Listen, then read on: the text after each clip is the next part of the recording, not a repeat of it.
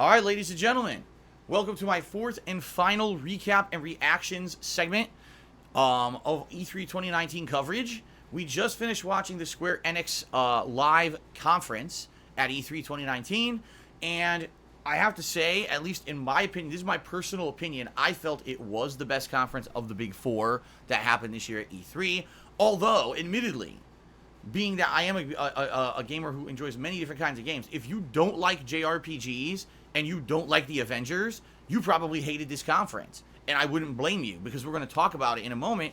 Really, the primary focus of this entire conference was JRPGs and the Avengers, and that was it. Like, there was very, very few little other things glossed over during this conference.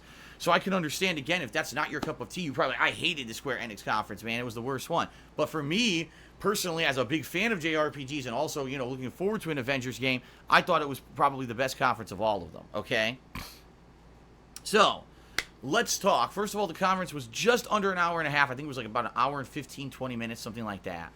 And it opened up with, of all things, Final Fantasy VII, which is exactly what everyone wanted. Everyone wanted Final Fantasy VII Remake, okay? And that's what they gave us. So, they opened up with tons of information. First of all, the Final Fantasy VII Remake is big enough of a game to fill 2 entire Blu-ray discs of content. Okay, that's how big of a game it is. What they're saying is, the game is so long and lengthy and has so much content in it that they actually are going to make it 2 separate games. Now, they didn't explain at all. Remember, we had heard previously, oh, this game's going to be episodic, right? This game's going to be an episodic release. And so a lot of us are thinking, gee, I wonder, you know, what that means. They're basically saying, the way that they explained it at the conference, it will be 2 games. Final Fantasy VII, which is 1 game, will be sold as 2 games. Did they explain pricing? No. But I'm almost of an understanding that it's going to be $60 and then another $60 in the future. That's kind of what I'm understanding from the way that they explained it tonight, even though they didn't outright say that, okay? They actually said that the entire Midgar saga, so for those who don't know, Midgard is the first major kind of metropolis / area you're in, and there's other surrounding areas you go to, you know, to do stuff, but the whole saga, you know, formulated around the first, say, 1/3 of the game, is long enough now to become its own game, and that's going to be the first game they sell, is going to be that whole saga. So $60, you know, what's it going to be, 20 to 40 hours of gameplay, you would assume, but they're saying that's going to be its own thing, its own game, and that's actually what's coming out next year. For those who don't know, last night, it was actually announced that the release date is March 3rd, 2020. And so apparently March 3rd, 2020, we're getting the first part of the game, $60, the Midgard Saga. Okay? Alright. So what does that entail? Okay? Let's talk. First of all, they show combat. Wow, actual real-time combat, and they're showing you how it works. So basically the way it works is it's an action-based hack and slash. You're going to be using Cloud and hacking and slashing with this giant Buster Sword. But what they're saying is the Buster Sword itself doesn't do a lot of damage. What actually the combat is based off of is building up the ATB gauge, of which you get 2 of. And when an ATB gauge segment fills up, now you can do either a special attack, use an item, or cast a magic spell. So they showed one of his attacks, I forget exactly what it was called, it was an ability, where he did like a diving slash, and it did big damage to the enemy. Then he could use an item to heal, or he could use, he was casting fire and stuff like that. So you have to dodge, actively dodge the enemies, dodge their attacks, hit them till you build up ATB, and then use your more powerful attacks in order to finish off the enemies. Okay? Then, they said different characters will play differently. So then they show Barret. Barret comes into the fray, and they say he's completely ranged. Like, he really doesn't have anything up close. He's just constantly using his gun arm for ranged combat, and also he charges up abilities as well, just like Cloud. He can use different separate abilities and things as he charges up his ATB gauge, okay? Then, this is enemies will have a focus gauge and or stagger meter. I'm kind of remembering things like this from other games like Final Fantasy XV and Kingdom Hearts. I'm just saying, kind of a very similar combat system.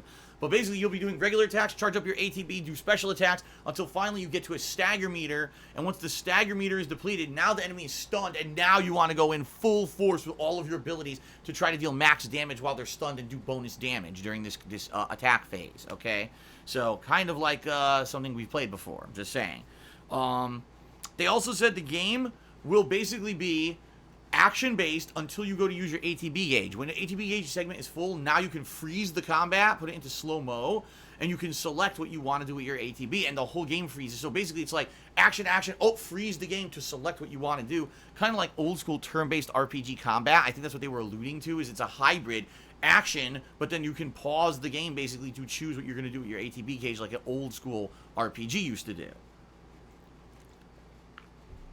But, important to note, they actually explain you don't have to play the game like that. You can actually have your abilities soft mapped to buttons. So you can have right trigger be, oh, if I want him to do his buster slash, or left trigger is heal, right? So you don't have to actually pause the action to do those things. Once the ATB gauge fills up, you could have shortcuts to just do it on the fly quickly. So if you want it to be a constant, fast-paced action game, you can do that, or you can have it slow down and do the more turn-based stuff as well. It's totally up to you how you want to play the game, okay?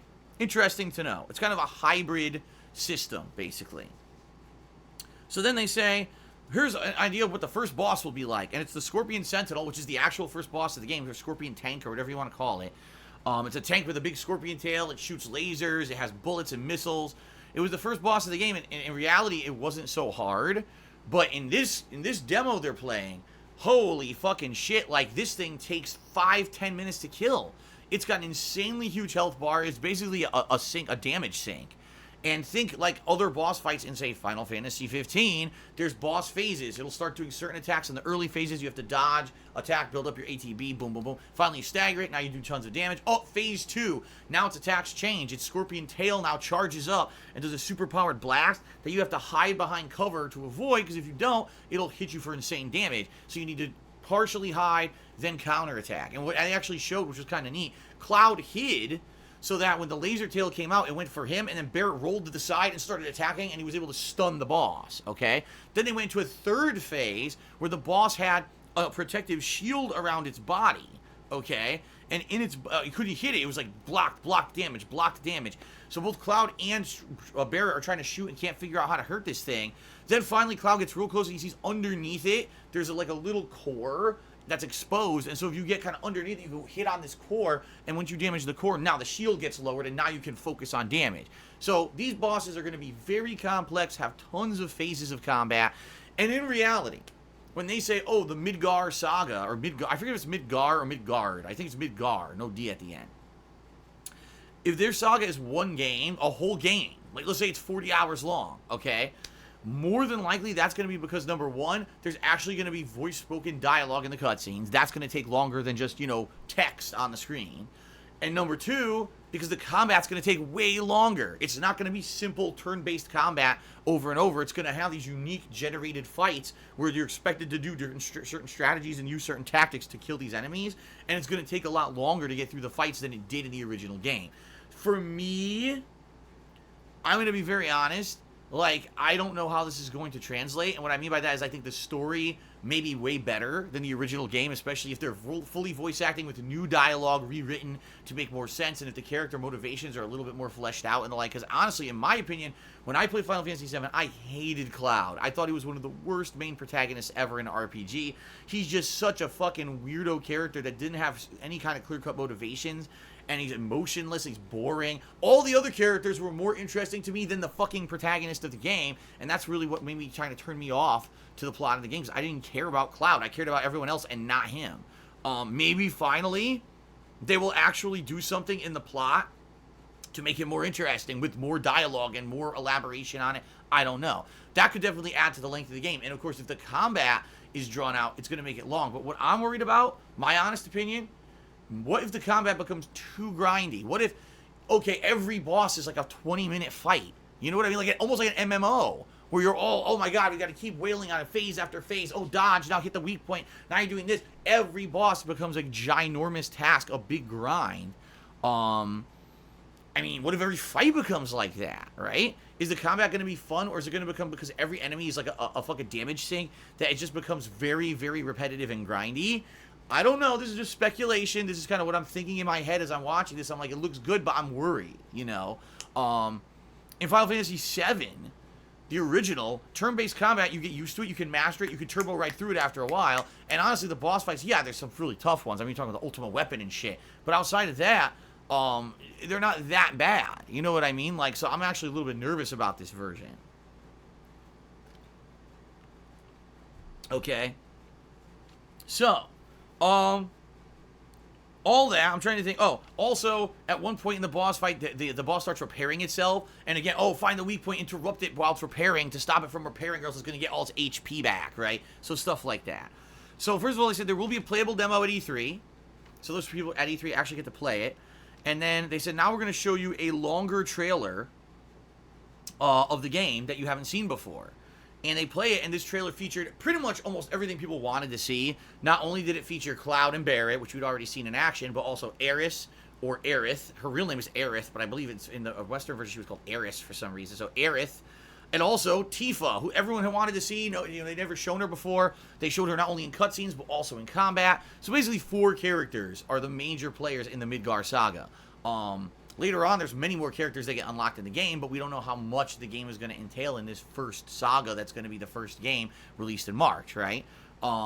So, they show it. It looks good. Don't get me wrong. It's actually one of the best-looking games out there, I would say. Graphics-wise. But then again, so was Final Fantasy XV. It really does feel like Final Fantasy VII Remake is Final Fantasy VII put into Final Fantasy XV. Like, it's the same engine, the same premise, and it's actually easier for them to develop because they didn't have to finish the story. It's already done. You know what I mean? Final Fantasy XV, the story is so disjointed and messed up, and in this game, it's already done for them. All they got to do is superimpose that story, those characters, etc., into a modern engine and make it shine, and that's really what it looks like they're doing here. So, looks good to me. And, again, March 3rd, 2020 for the very first installment. This whole thing was like 20-plus minutes. It was long. It was a big chunk of this Square Enix presentation was Final Fantasy VII Remake. They really want people to get hype about it. Then they announced several different editions. You got Standard Edition, you got Collector's Edition, and then you've got the First Class Edition, where you get a model. It's like of Cloud posing with his Buster Sword standing on the bike, the motorbike, that he rides through Midgar at one point. So, pretty neat. I liked that.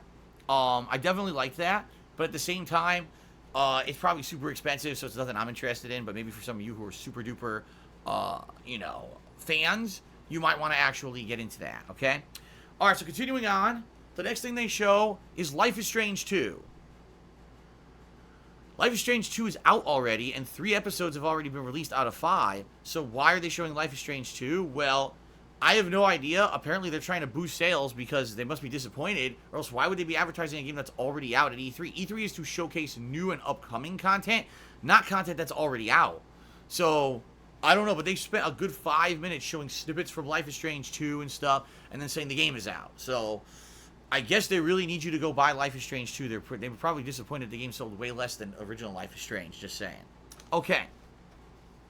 Up next, Final Fantasy Crystal Chronicles is getting a remaster on mobile and Switch. So if you like Final Fantasy Crystal Chronicles, I believe it was originally a GameCube game. It's coming back as a remastered version on your portable devices and also on the Nintendo Switch, okay? Octopath Traveler is getting a port for the PC. Previously it was only on the Switch. Now it's on the PC. Oh, by the way, that's live right now.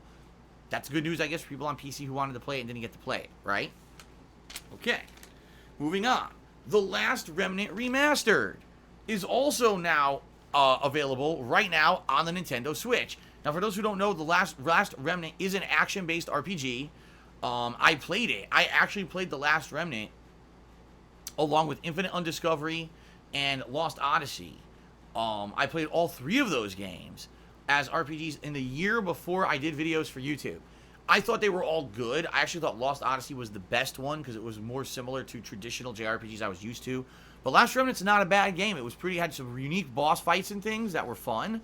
Oh, by the way, Bambino says that First Class Edition of Final Fantasy VII is $329.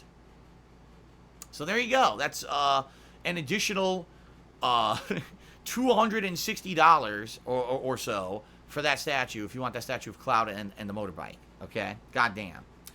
Alright, so, Last Remnant, in my opinion, a good game. It's out on the Switch. If you've never played it, I actually recommend it. It's not amazingly blow your socks off, but it's still kind of a fun game I remember from when I played it. Then they did actually a big segment advertising Dragon Quest Builders 2. This is a game I'm interested in because I've been playing Minecraft since December, and people have been saying, you know, Dragon Quest Builders is a hybrid of kind of the harvesting and crafting and building of Minecraft combined with actual fun combat and stuff like that, exploration, and Dragon Quest characters, which I like. I like Dragon Quest monsters and stuff like that. So they show a lot. First of all, the game has an actual plot, unlike Minecraft where it's just do whatever you want. Dragon Quest Builders has an actual plot where you're a character who's trying to basically save the world from monsters that are overcoming it, and you're trying to build and use the power of other villagers to help build stuff for you, so you actually have people you can command around, which is kind of neat. And there's a co-op partner. I forget what they said his name was, but basically there's a co-op character who helps you. It's not human control, but AI, but helps you in combat to overcome fights and stuff. And there's small-scale fights with enemies, but then there's large-scale giant boss fights, which is really cool.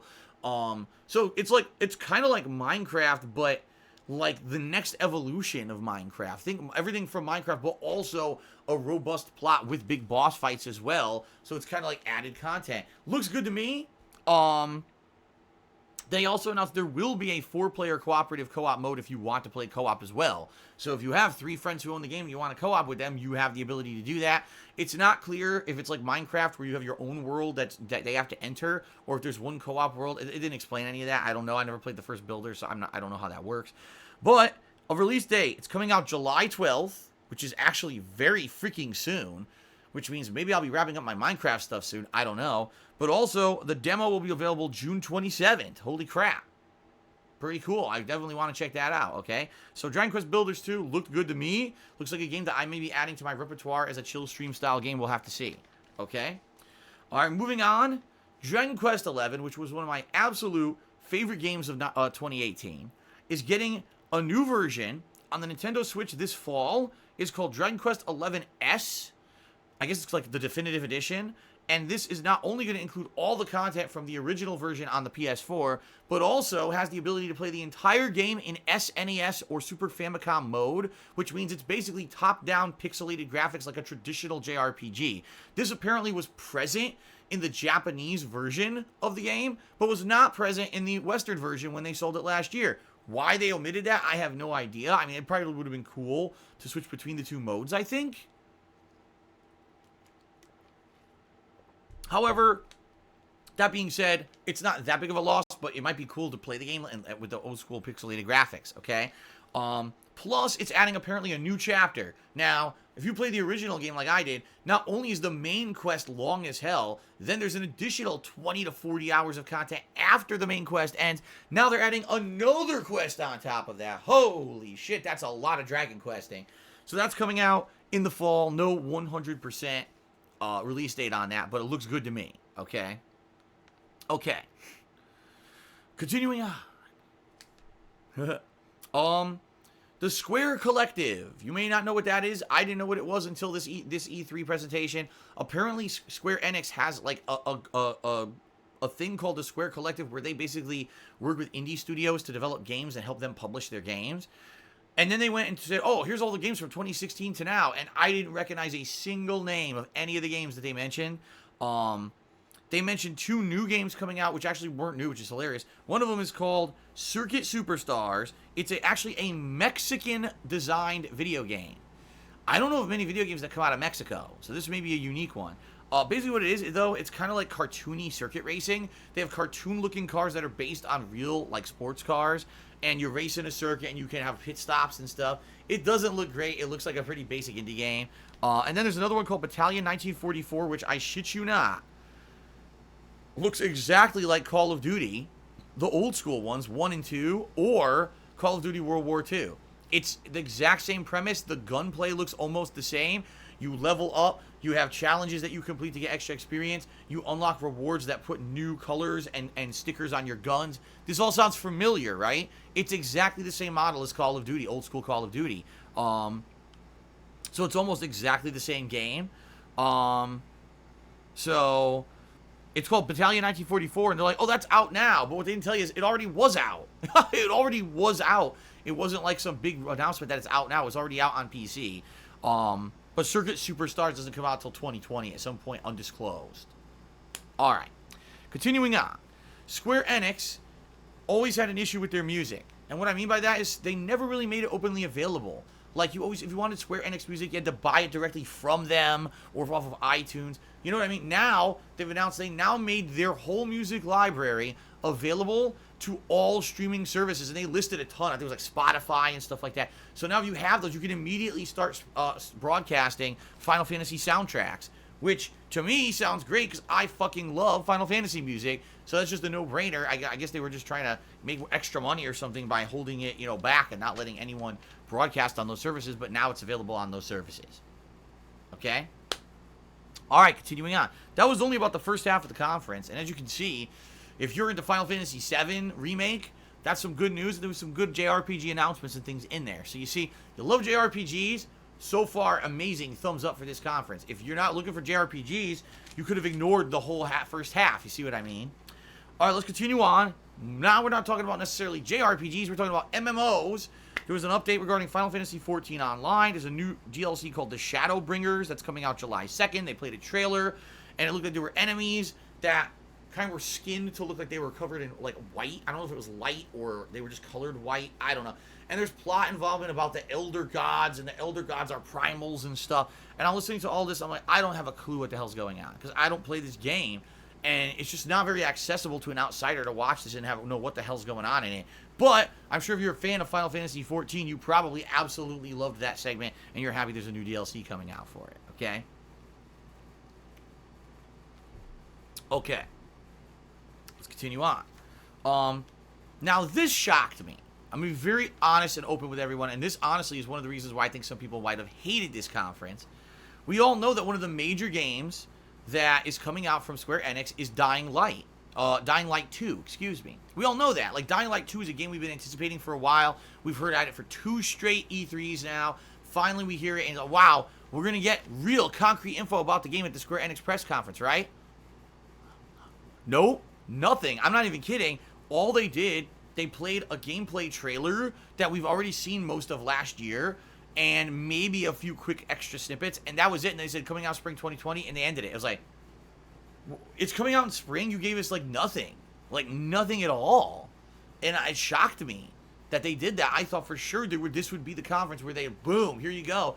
They didn't do any of that. It was very basic, very quick moving.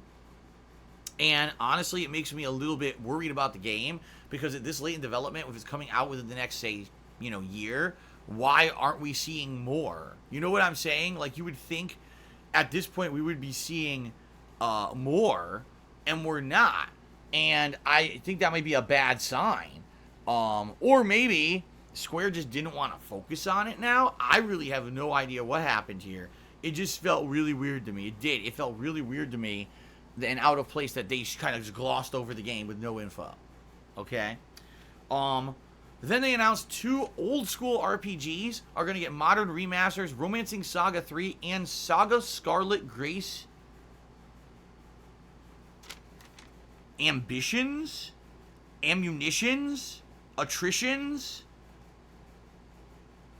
I can't read my own handwriting. Anyway, 2 of those games are getting remastered. I've never heard of them.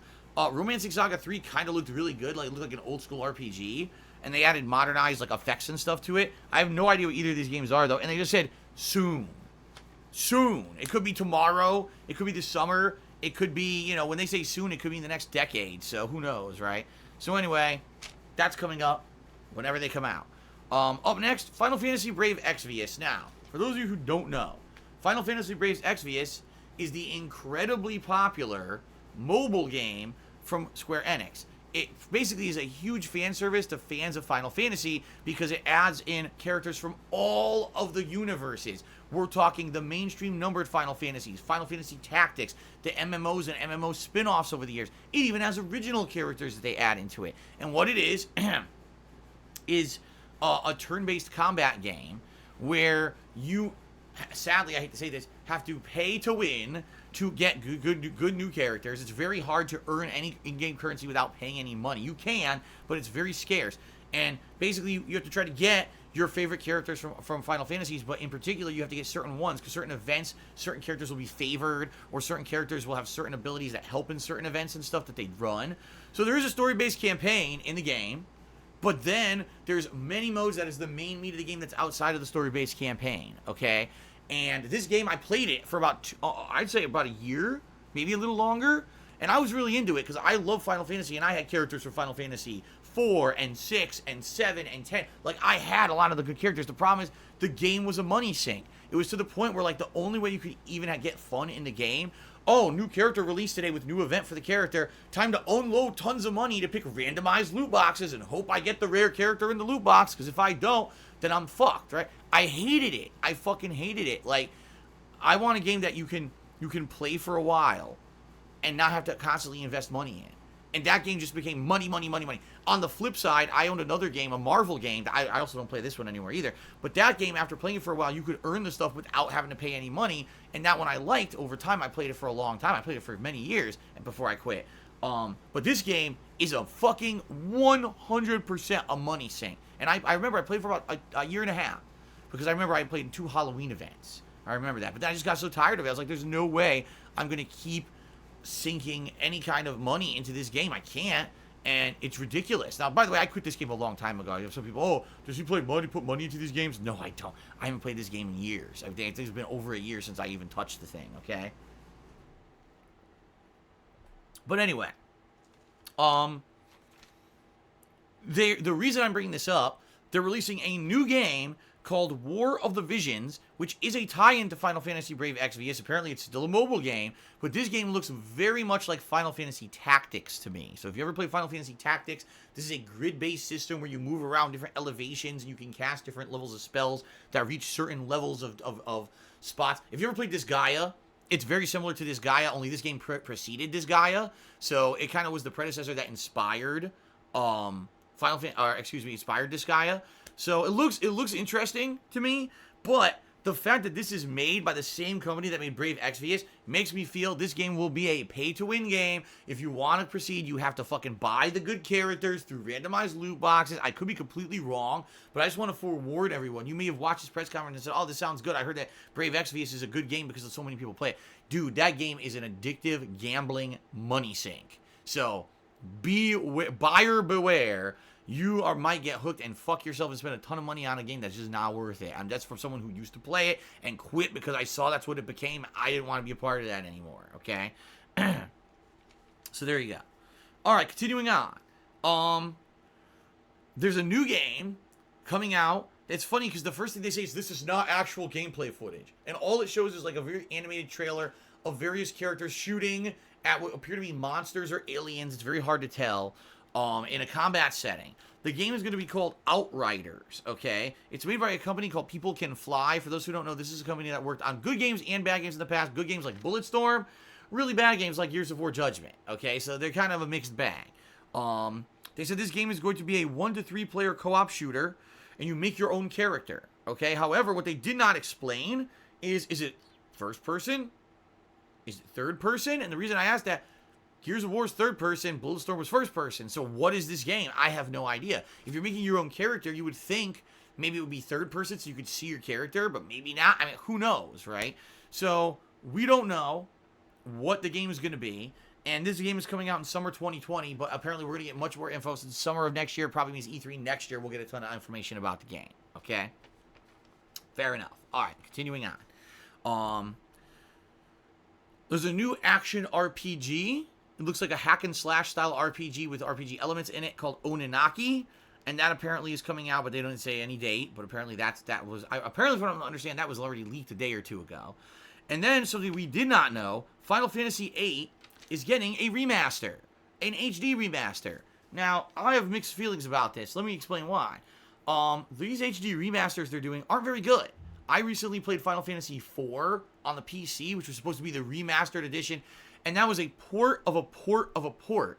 I think it was the 3DS version ported to mobile, ported to PC. That thing ran like shit, okay? It was really bad. Right now, I'm currently playing Final Fantasy IX. That thing runs like shit. On PS4, that game runs like crap. It fucking has terrible frame rate in the overworld. The combat's choppy. It's like, you're selling a remaster. What all you did was upgrade some of the graphics slightly to be HD textures, but you didn't improve the game engine to run these HD textures so it runs like shit. You know what I mean? Like, what the hell? And it's hilarious because they actually showed gameplay, and it was choppy. It was choppy. The actual combat was choppy. I'm like, dude, it's the same. They did exactly the same with what they did with Final Fantasy IX. They just lifted the code and upgraded a few graphics and textures and said it's a remaster, when in reality it runs like shit, and they're going to sell this for $30, okay? Now, personally, okay, I hate Final Fantasy VIII. I'm just being honest with all of you. You can disagree with me. I played all the classic Final Fantasies, 1 all the way up to 10, 11, 12. I haven't played 11, the MMO, 12, 13. The only one I haven't played at this point is 14. I hate Final Fantasy VIII. That game is so fucking boring. The characters are all whiny little bitch kids. They're just so fucking annoying. And the graphics are good. The graphics were the best part of the game for me. And the soundtrack I actually liked. The plot is terrible. And then on top of all that, oh, well, that's okay, because it's okay if the plot's bad or whatever, because the combat's good, right? It's like the worst combat of the whole Final Fantasy franchise, in my opinion. The draw system is so flawed, it forces you to repetitively grind and waste fucking time to cast magic spells. It's like, what? Yeah, in other games, you just rest at a fucking inn, you get your MP back. In that game, you gotta go repetitively suck spells and abilities out of enemies. It sucks ass. I hate that fucking game. I really do. I never finished it. I played through it, like, I'm not even kidding, like 20 hours. I couldn't finish it. I hated it. I was like, I can't keep going. It's a waste of my time. So, I'm like not interested at all in playing this game. But my viewers want me to play it because they like to torture me. They're like, oh, Phil, you gotta play it. Now it's coming out. You gotta fucking play it. I'm like, ha ha ha, fuck you. Why are you being dicks to me? You know I hate this fucking game. I've been playing Final Fantasy IX recently and talking about how much I hate 8. So now they want me to play 8, right? Anyway. Let me see here. They said it's coming out this year. The Final Fantasy VIII Remaster is coming out in 2019, but they don't exactly say when, so it's kind of confusing. It's like it could be coming out soon. It could be coming out in the fall. When's it coming out? We don't know. Am I interested in playing it? I mean, I think a lot of people want me to play it, but I don't know if I'll play it this year, considering that I'm playing Final Fantasy IX this year. I guess we'll see what happens, okay? All right, ladies and gentlemen.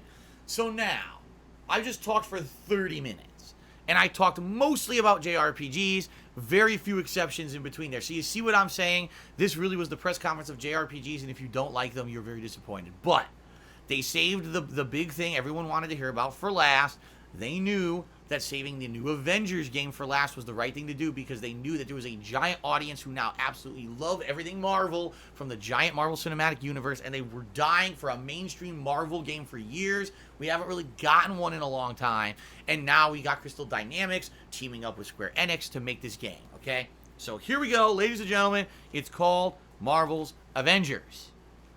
What a surprise. So, first of all, it's starring Captain America, Thor, the Incredible Hulk, Black Widow, okay, Black Panther, Captain Cold, the Elongated Man. No, I'm kidding.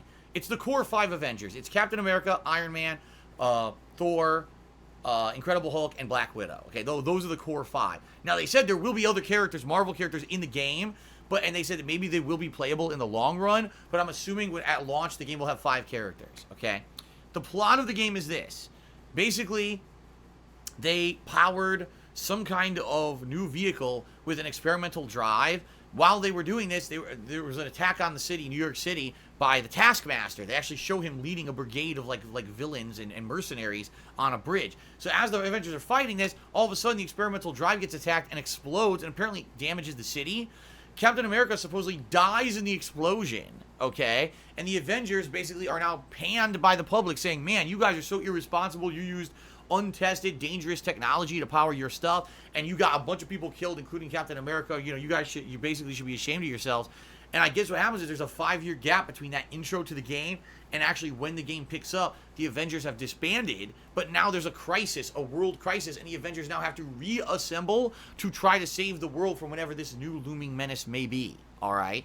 An interesting plot twist and a good premise. It has nothing, by the way, to do with the Marvel Cinematic Universe, and they made that very clear. They were like, no, this has nothing to do with other Marvel games or anything. No Marvel movies. This is its own thing we're creating. Don't think it's going to tie in with the movies or anything like that. It's its own entity and its own unique story. They did show some gameplay, albeit very little, of the intro segment when the Avengers are fighting Taskmaster's mercenaries on the bridge. And basically it shows like Iron Man's flying around and shooting beams while Thor's down there throwing his hammer around and shooting lightning. The Hulk was the coolest part. He just jumping across giant ledges, slamming, grabbing tanks, kicking people while he held the tank, then threw the tank and blew up and everything. And it also showed Black Widow doing a little bit like combat, flipping over people, tasing people and stuff like that. So they showed this whole segment. And then after showing this whole thing, they announced this will be both a single player and co-op compatible game. So you can play in single player if you want, and the game will function as a single player game, or you could team up with your buddies and have it be a full-on co-op, 4-player co-op game as well. So that's interesting. Will it be split screen co-op? Will each person play out their own role? Don't know. That was not explained.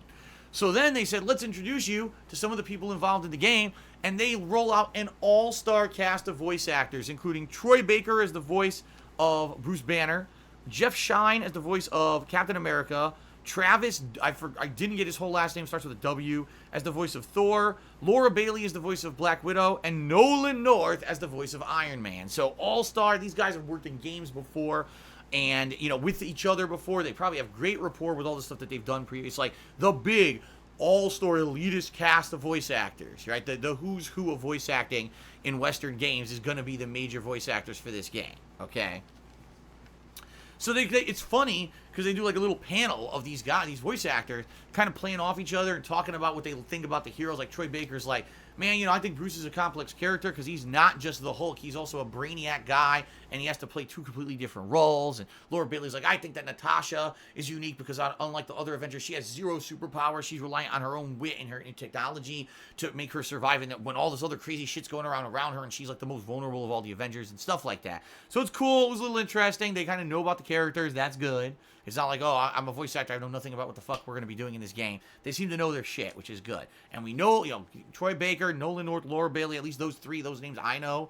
And they've done great jobs on other stuff before, so I guess the game is in good hands, at least when it comes to the voice acting, okay?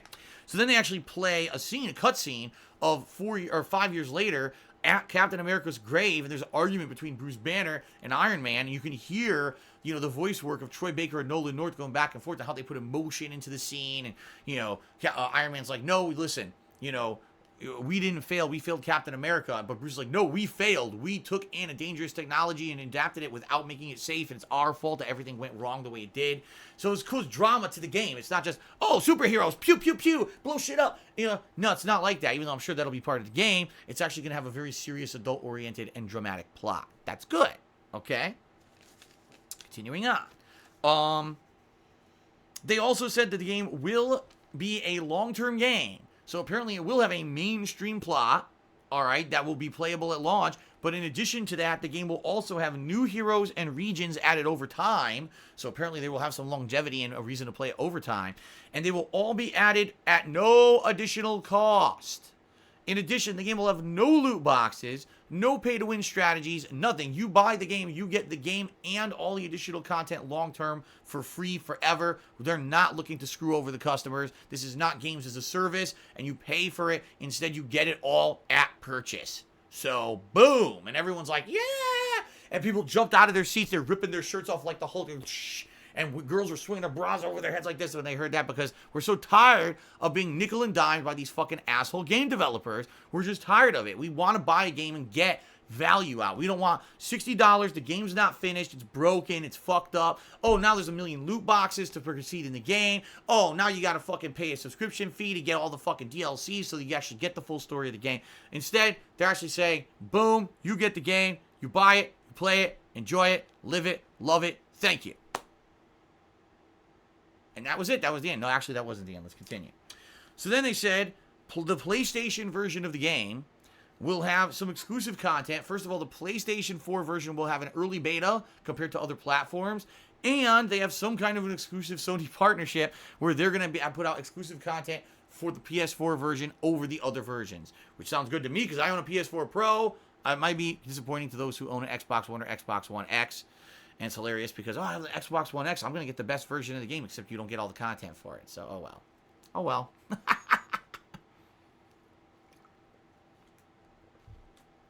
All right. Last but not least, the last thing they showed was a new scene, another story-based scene, starring Ant-Man, but he's not Ant-Man, he's Hank Pym, the scientist, and there's a giant, like, spider mech that comes out, and he just takes out his gun and shoots it and shrinks it, and he picks it up, and he's like, haha, it's not as, not as dangerous when it's small. So they're showing there's going to be other Marvel characters from the Marvel movies and all that in the game, and that's cool. And then finally, the big final thing at the very end, Hank Pym. The release date, I don't know why I read that again. The release date, May 15th, 2017. This game came out 2 years ago. No, May 15th, 2020. So, once again, another game coming out within the first half of 2020. Almost all major releases that were announced at E3 this year are coming out in early 2020. I mean, typically it's the holiday gaming season that empties your wallet. I almost think it's going to be 2020. The first half of 2020. There's going to be so many fucking games coming out within 3 months. March, April, May. I don't know how anyone's going to afford this, quite frankly. Being very honest. Like, I have no idea. Okay? Alright. So, all that being said, guys. Overall, the Square Enix press conference, I thought, from my personal perspective, was the best conference of E3. I loved the announcement and all the detail they gave about Final Fantasy VII Remake. I loved all the JRPG announcements in there, and Avengers was like the icing on the cake. Really, it looks like a really solid game that's going to be coming out next year. Some disappointments for me. What the hell happened to Dying Light 2? I was looking forward to a lot of information about it. We got zero. Absolutely nothing. Like, what the fuck? It's like, what happened to this game that they're not talking about it anymore? But outside of that, it was a pretty good conference, in my opinion. I dug it. I thought it was good. If you don't like JRPGs and you don't care about Avengers, you probably think that was the worst thing of all E3 and it was boring as dirt. But I like that stuff, so for me, it was like 2 thumbs up. I really enjoyed it, okay? All right, let's go ahead and let's do some shout-outs now for the people who have contributed. We actually had a Duncan D's who said, I watched one ad, and so here's the cheer. Keep up the great work. Code Castile also resale for 2 months in a row. He said 3 months and many more to come home, homie. So that's good. Thank you, Code Castile. My question to all of you now that we've seen all 4 press conferences, all right, do you agree with me? Do you feel that Square Enix was the definitive press conference of E3? Or do you think that others actually, like some people argued earlier, Microsoft did it because not only did they present good games, but they also presented a new console. They kind of hit it on all cylinders. I didn't feel that great about the Microsoft press conference. I thought it was kind of underwhelming. A lot of people are saying Square won for sure. Sony won by not even showing up, says the loudest fart. That's interesting. Lolly Isaac Newton says, no, Square Enix was shit. It was either Microsoft or Nintendo this year. Nintendo didn't even do anything yet. Loser Friend says, Square Enix best, Microsoft in the middle. Ubisoft was trash. EA is laughing out loud. Boobag says, well, Square Enix had the more gameplay out of all the conferences, so they win by default. Yeah, you know what I have to say? This E3, at least for the 4, all I can attest to so far, because what I've seen is the 4 major conferences that happened over the last 2 days. This E3 was like the year of no gameplay. Like, we will tease you like crazy about all of our games, but we are refusing to show you gameplay. Realistically, what games did we see tons of gameplay of? When you think about it, at the Microsoft conference, what games did we see massive gameplay of? Not many. Maybe 2 games had significant amounts of gameplay in that whole conference. Bethesda, we saw Doom. That's what we saw at Bethesda. Massive gameplay of Doom, and that was it. Earlier today at Ubisoft, we saw a ton of gameplay of Watch Dogs Legion.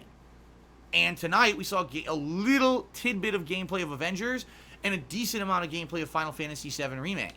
But outside of that, you know what I mean? Like,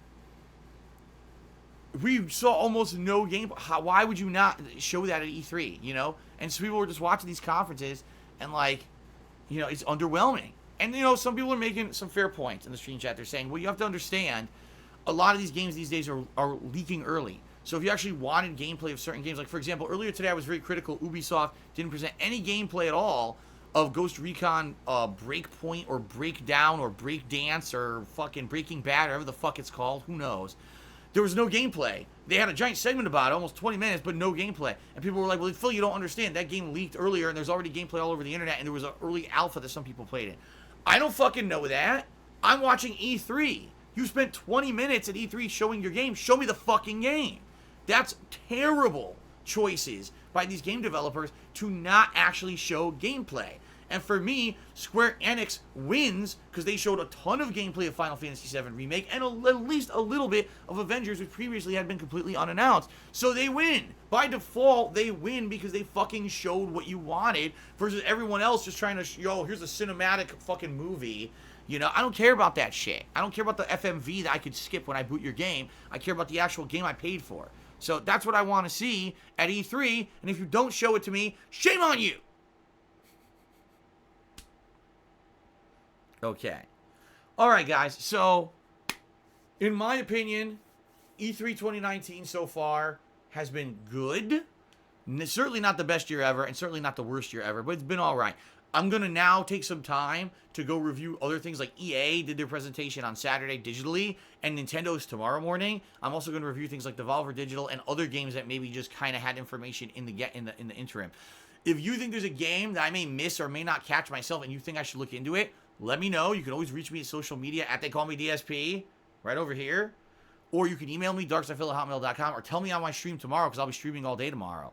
And what I'm going to do is look into this stuff, and then on Wednesday, I'm doing my big cumulative gameplay, my big cumulative E3 countdown, where I'm going to be talking about the best and worst of E3, in my opinion, plus updating all the release dates, so we have a big, at a glance kind of a view of all the release dates of the games coming out for the rest of 2019, and this ginormous amount of games coming out in fucking early 2020, which just seems out of control, insane at this point. Okay? So please, by all means, contact me and let me know what you think, guys, because I need to know what I might miss, and I want to talk about it on Wednesday, if at all possible. All right?